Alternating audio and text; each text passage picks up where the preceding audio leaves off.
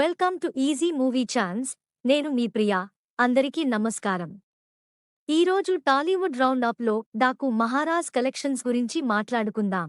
Daaku Maharaj box office collection day 2 Nandamuri Balakrishna చిత్రం రూపాయలు 38.85 కోట్లు వసూలు చేసింది.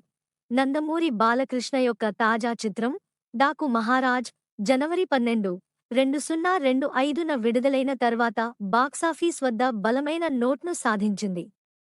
ఈ చిత్రం ఆకట్టుకునే గణాంకాలతో ప్రారంభించబడింది మరియు దాని రెండవ రోజు కూడా సుమారు రూపాయలు 13.50 కోట్లను రాబట్టింది.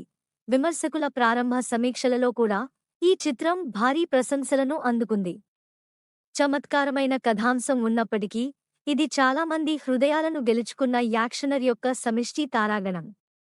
బాక్సాఫీస్ వద్ద ఈ సినిమా అంచనాలకు మించి వసూళ్లు రాబట్టింది. అంతేకాదు, ఈ చిత్రం 1వ సోమవారం టెస్ట్లో రామ్ చరణ్ యొక్క గేమ్ చేంజర్ను కూడా సంఖ్యల పరంగా బీట్ చేసింది.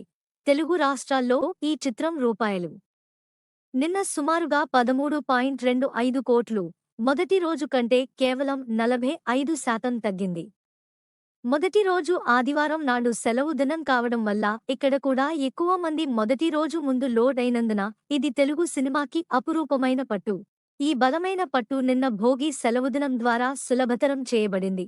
ఈ చిత్రం ఇప్పుడు పొడిగించిన పండుగ కాలంలోకి ప్రవేశించింది. ఇది రాబోయే 4-5 రోజుల పాటు బాక్సాఫీస్ను ఎలివేట్ చేస్తుంది. సంక్రాంతికి వస్తున్న విడుదల కారణంగా కలెక్షన్లు కాస్త తగ్గినప్పటికీ బాక్సాఫీస్ వద్ద ఈ రోజు మరో పెద్ద రోజు అవుతుంది. నెక్స్ట్ టాలీవుడ్ రౌండప్ లో ఇంకో సినిమా గురించి మాట్లాడుకుందాం. Thank you for watching.